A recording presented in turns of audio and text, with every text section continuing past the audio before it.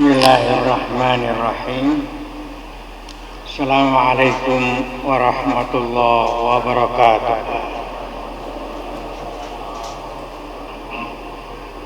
Innal hamdalillah wassalatu wassalamu ala Rasulillah wa ala alihi wa ashabihi wa mawala. Wala haula wala quwwata illa billah. Amma ba'du.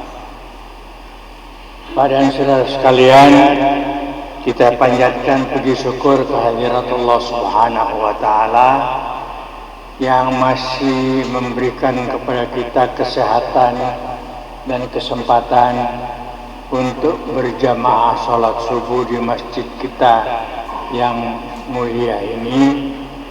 Dan marilah kita isi waktu sejenak sebelum matahari terbit untuk mengulang-ulang sedikit beberapa ayat dari firman Allah di dalam kitab suci Al-Quran. Kepada saudara sekalian,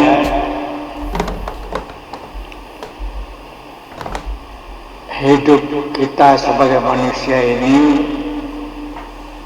hidup yang bermakna. Ada tujuan yang mulia, yang luhur di dalam kehidupan kita ini. Oleh karena itu, manusia dimuliakan oleh Allah dari makhluk-makhluk ciptaannya yang lain. Allah Subhanahu wa taala berfirman, A'udzu billahi minasyaitonir rajim. Laqad karramna bani Adam wa hamalnahum fil barri wal bahri wa razaqnahum minat thayyibat wa faddalnahum ala katsirin mimman khalaqna tafdila. Sungguh telah kami, yakni Allah, muliakan anak cucu Adam, yakni kita manusia ini. Laqad karramna bani Adam.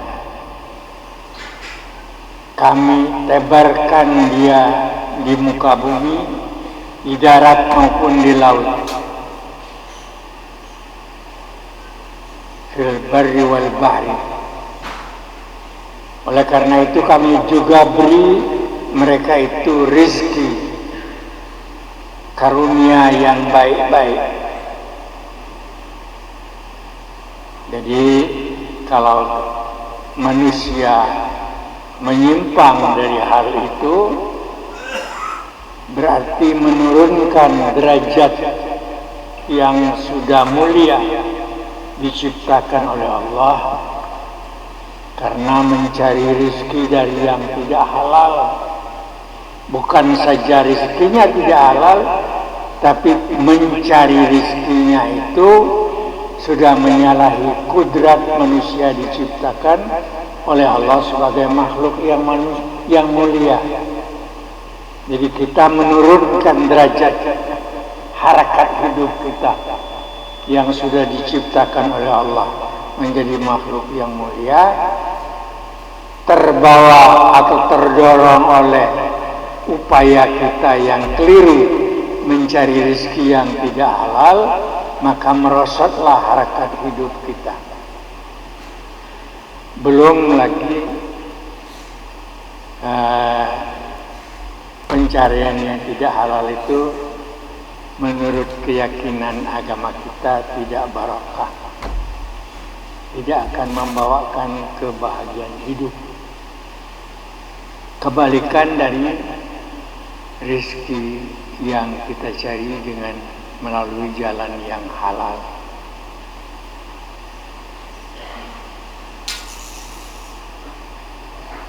Bapak-bapak dan saudara sekalian, di dalam Al-Quranul Karim, Allah Subhanahu wa taala di surat Al-Mu'minun ayat 115 mengajukan pertanyaan kepada kita yang sangat padat maknanya sekaligus memberikan tuntunan kepada kita. Ayat tersebut berbunyi, A'udzubillahi minasyaitonirrajim. Afahasibtum annama khalaqnakum abatha wa annakum ilaina la turja'un.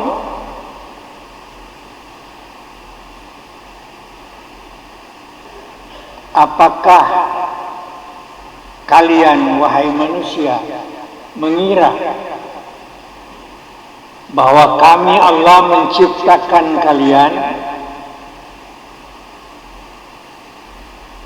lalu mengirim kalian ke muka bumi sebagai makhluk manusia yang terhormat hanya main-main, abasa. Main-main di situ maknanya sia-sia, tidak ada satu tujuan yang luhur.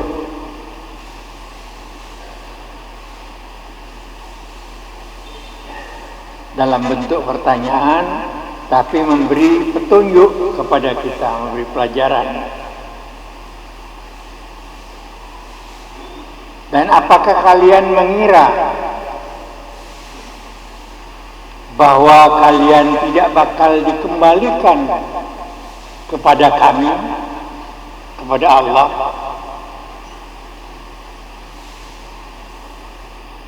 Menurut orang yang ahli bahasa, pertanyaan semacam ayat yang saya kutipkan ini, ayat 115 surah Al-Mu'minun ini, dinamakan istifham inkari.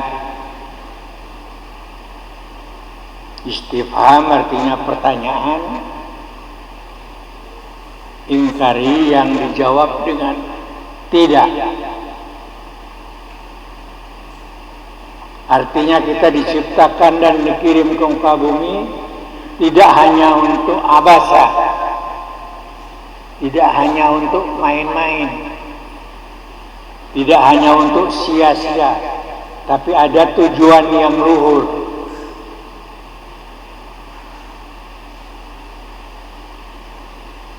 Tujuan luhurnya itu antara lain dijawab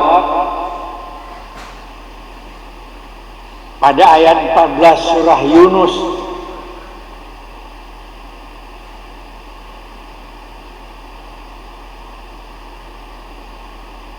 Thumma ja'alnakum khalaifa fil ardi min ba'dihim linanzura kaifa ta'malun. Thumma ja'alnakum khalaifa fil ardi min ba'dihim. Kemudian kami jadikan kalian sebagai umat, sebagai generasi pengganti setelah orang tua kita meninggal.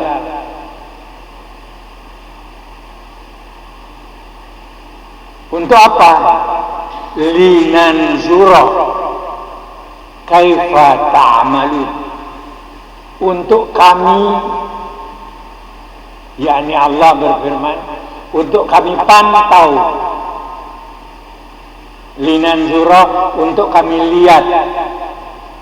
Tapi juga mempunyai makna linanzura, untuk kami nilai, untuk kami pantau, kami periksa, kami lihat apa yang kamu kerjakan, bagaimana cara kamu bekerja. Linanzura kaifa ta'malun, bagaimana kalian beramal.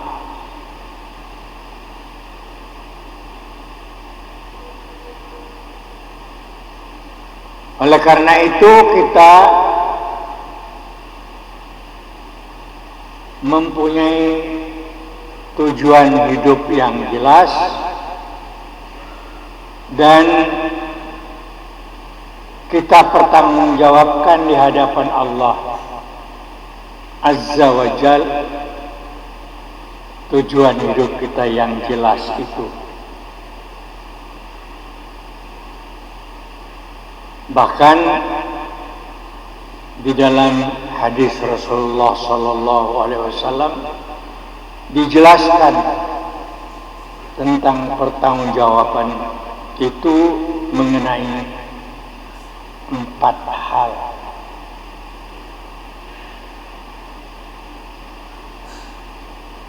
Di dalam sabda beliau Rasulullah Sallallahu Alaihi Wasallam, an Huzaifah bin al-Yaman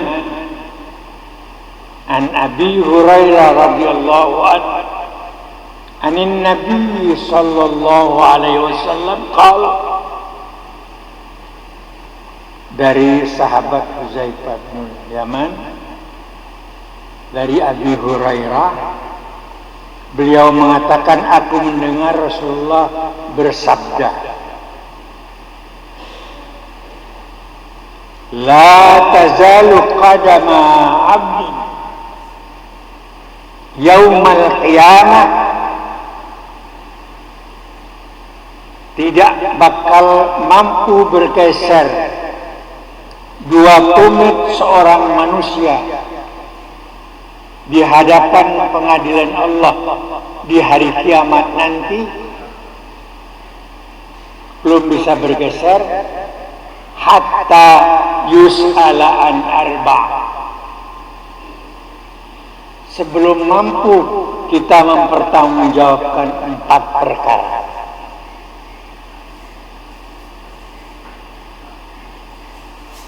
An amrihi fima afna, perkara yang pertama tentang umur kita. Si fulan dipanggil ke hadirat Allah pada umur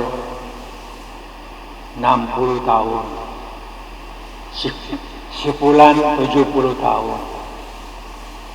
Dihabiskan untuk apa 60 tahun, 70 tahun itu? Apa yang sudah dikerjakan? Ada pertanggungjawab.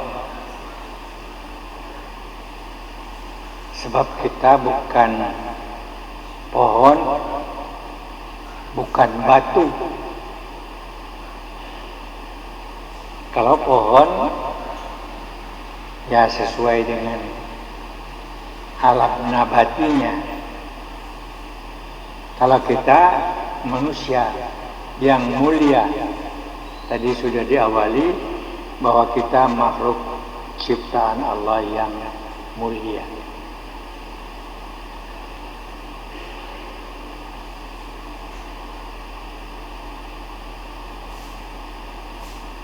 An umrihi fima afna. Yang kedua, an ilmihi ma amila bih. Tiap manusia diberi akal, diberi ilmu. Ilmu itu akal. Ma amila bih. Apa yang saya dan kita telah perbuat dengan ilmu yang kita miliki, dengan akal, sehingga berkali-kali kita diseru oleh Allah, faya ulil albab, wahai hamba-hambaku yang berpikir jauh ke depan. Ulul albab bukan sebatas hari ini, besok, atau lusa saja, tapi ulul albab berpikir sampai dari dunia sampai ke akhirat. Kalau kita akan bergerak, berbuat sesuatu, pasti kita akan berpikir, apa konsekuensi perbuatan saya ini di dunia sekarang ini, melanggar hukum apa tidak, apa konsekuensi perbuatan saya hari ini di akhirat nanti di hadapan Allah. An al ilmihi ma amila bi. Yang ketiga, an malihi. Setiap kita punya harta. Ada rumah, mungkin ada mobil, sepeda motor, dan macam-macam. An malihi. Akan ditanya, min aina tasabahu, dari mana kamu peroleh itu? Didapatnya dulu dari mana? Wa fima anfaqahu, dan dinafkahkan, dihabiskan kemana? Dapatnya dari mana? Dihabiskan kemana? Apa untuk kebaikan, menolong sesama, membelanjai kewajiban-kewajiban kita terhadap ahli, anak istri,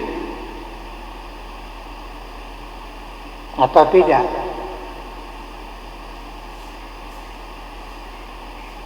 Jadi yang ketiga, wa an malihi min aina tasabahu wa fima anfaqahu. Harta kalian peroleh dari mana? Apa halal, apa subhat, apa haram? Na'udzubillah min dzalik.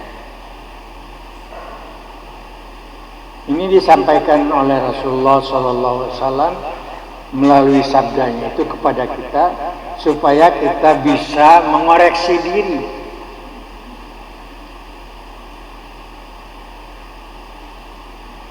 Tidak sembarang saja.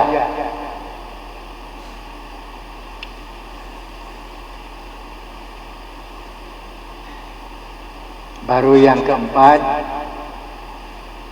an jismihi fima abla. Anggota badanmu dipakai untuk apa? Alhamdulillah, kita diciptakan oleh Allah sempurna, tidak kurang suatu apa, pendengaran bagus, penglihatan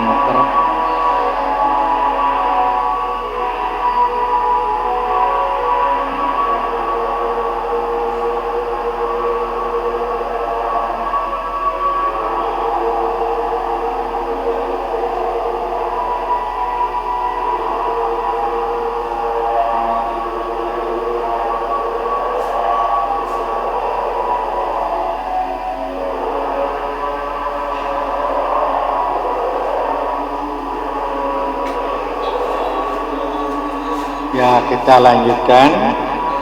Jadi alhamdulillah kita diciptakan oleh Allah dalam keadaan sempurna, pendengaran bagus, penglihatan terang. Itu sudah kita manfaatkan untuk apa? Bukankah kita dari bangun pagi sudah diajarkan oleh Rasulullah SAW, baru bangun sudah ingat kepada yang menciptakan kita, mengucapkan doa alhamdulillahilladzi ahyana ba'dama amatana wa ilaihin nusyur. Segala puji bagi Allah yang menghidupkan aku kembali setelah matinya aku. Maksudnya mati sementara, tidur. tapi kepadanya lah kita semua bakal kembali. Wa ilaihin nusur. Tidak ada yang terkecuali, raja ataupun buruh, orang kaya miliarder ataupun orang miskin, semuanya akan kembali dan dikumpulkan di hadapan pengadilan Allah tanpa kecuali semua kita.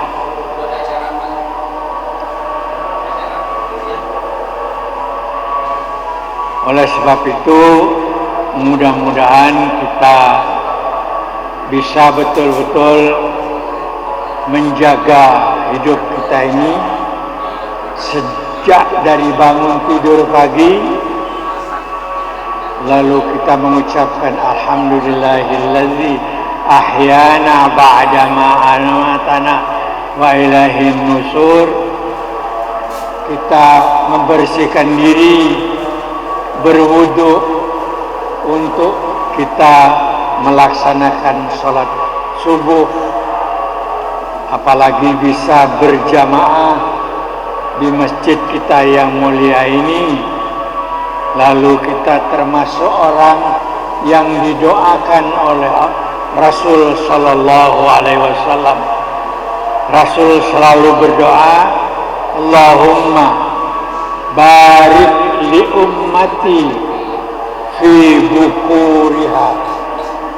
Allahumma barik li ummati fi bukuriha. Masya Allah, mudah-mudahan kita termasuk di dalam orang yang didoakan oleh Rasulullah. Ya Allah, berilah berkat kepada umatku yang bangun pagi-pagi lalu berwudu dan berangkat ke masjid untuk sholat berjamaah bersama-sama. Kemudian pada ayat ini juga diterangkan bahwa A'udzu billahi minasy syaithanir rajim wa'tasimu bihablillahi jami'an wa la tafarraqu. Dan berpegang teguhlah kamu kepada agama Allah, kepada tali Allah. Di sini maknanya kepada agama Allah secara bersama-sama, jami'an. Jadi mestinya pembinaan jamaah kita di masjid-masjid kita yang mulia ini otomatis menjadikan persatuan umat. Kalau tidak, pasti ada yang salah di situ. Kok berjamaah sholatnya? Kalau sudah selesai sholat, assalamualaikum ke kanan, assalamualaikum ke kiri, nafsi-nafsi, tidak pernah memikirkan tangga, sahabat, keluarga, dan lain sebagainya.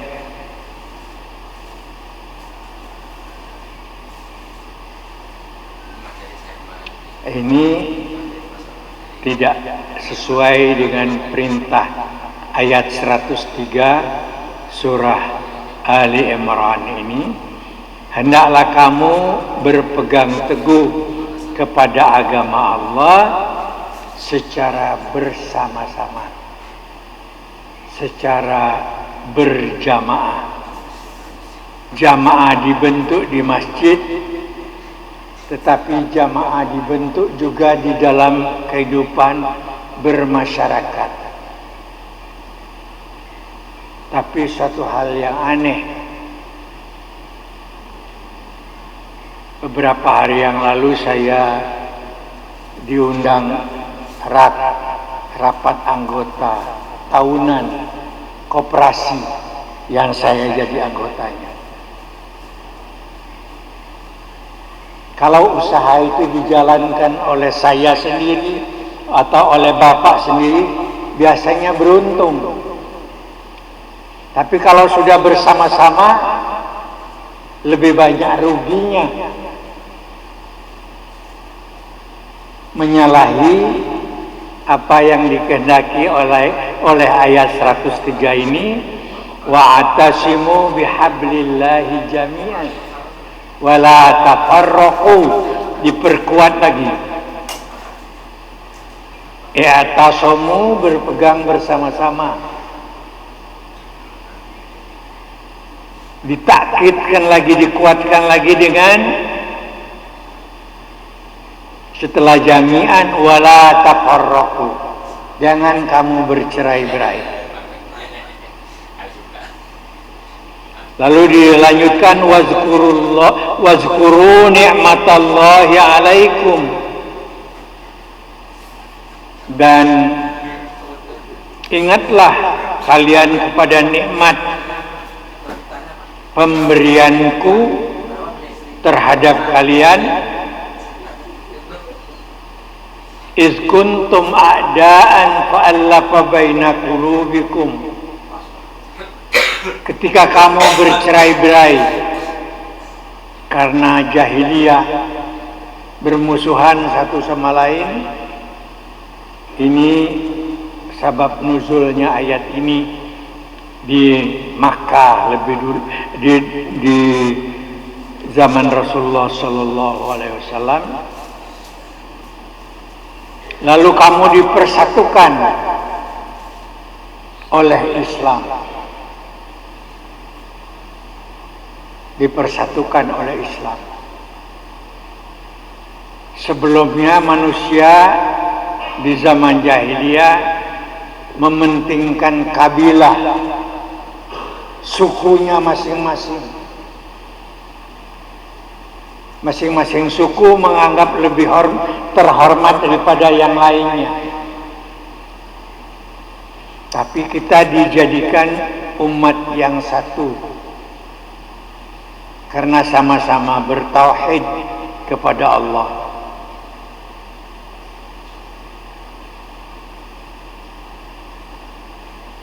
Maka janganlah hendaknya kita mau kembali kepada zaman jahiliyah itu, karena Al-Quran sudah mengingatkan kepada kita, afa hukmul jahiliyati yabghun, apakah kalian merindukan, ingin kembali ke zaman jahiliyah seperti dulu lagi, berpuak-puak, bersuku-suku, berbangsa-bangsa, yang satu merasa lebih terhormat dari yang lain, tidak mengenal persatuan. Berarti menurut ayat ini kita mau kembali kepada kebinasaan dan kerendahan hidup kita. Oleh sebab itu diingatkan di dalam ayat 112 surah Ali Imran nanti, duribat alaihimuz zillatu aynama tuqifu, kehinaan dan kehancuran yang akan menimpa kalian aynama tuqifu, dimanapun kalian berada, illa, yang tidak ditimpa oleh kehinaan dan kehancuran itu, bihablim minallah, orang kita yang berpegang teguh kepada petunjuk Allah melalui Al-Quranul Karim. Wahablim minan nas, dan saling menjaga hubungan baik antara sesama manusia.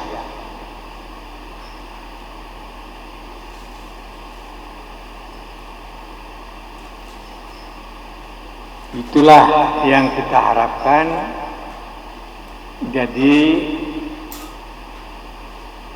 di samping ibadah itu membentuk karakter budi pekerti, karena Rasulullah Sallallahu Alaihi Wasallam mengingatkan, innama bu'ithtu liutammima makarimal akhlak. Hanya saja, kata Rasul, aku diutus ke muka bumi untuk menyempurnakan budi pekerti umat manusia. Kalau dalam bahasa sekarangnya, jadi ada follow up-nya. Ibadah kita berjamaah di masjid itu di dalam kehidupan kita bermasyarakat. Tapi aneh, seperti saya katakan tadi, kalau berusaha sendiri-sendiri berhasil, tapi kalau sudah bersama-sama berjamaah, koperasinya merugi terus atau lebih banyak merugi. Itu harus menjadi introspeksi kita ke dalam. Apa sudah benar kita beragama sesuai dengan tuntunan Al-Quran? Insya Allah kalau beragama dalam arti ibadah mahdoh sudah sesuai, karena kita sesuaikan puasa kita sebagaimana perintah Al-Quran, sebagaimana ajaran Rasulullah dalam hadis. Sholat kita jaga supaya sesuai. Tapi dalam kehidupan bermasyarakat mungkin masih banyak hal yang perlu kita perbaiki. Inilah barangkali yang perlu ke depan kita koreksi, perbaiki dan perbaiki kembali. Sebab kebahagiaan itu tidak ditentukan oleh ketaatan dalam arti ibadah mahdoh semata-mata, tetapi harus berlanjut ke dalam hidup bermasyarakat. Hablum minallah wa hablum minan nas. Mudah-mudahan kita ke depan selalu mengoreksi diri kita dan memperbaikinya sedikit demi sedikit, sehingga tidak beragama secara parsial, sepotong-sepotong, tetapi secara terpadu, semuanya sesuai dengan tuntunan Rasulullah Sallallahu Alaihi Wasallam, sesuai dengan petunjuk Al-Quran yang kita muliakan bersama. Mudah-mudahan demikian. Saya mohon maaf atas kekurangannya karena keterbatasan dalam menjelaskan semata-mata. Tapi mari kita sama-sama pelajari satu persatu ayat-ayat Al-Quran ini, dan kita lihat bagaimana keluarga kita, bagaimana masyarakat kita, bagaimana bangsa dan umat kita. Jadi Al-Quran memang diturunkan untuk petunjuk, untuk dijadikan pedoman di dalam kehidupan kita sehari-hari. Wabillahi taufiq wal hidayah. Assalamualaikum warahmatullahi wabarakatuh.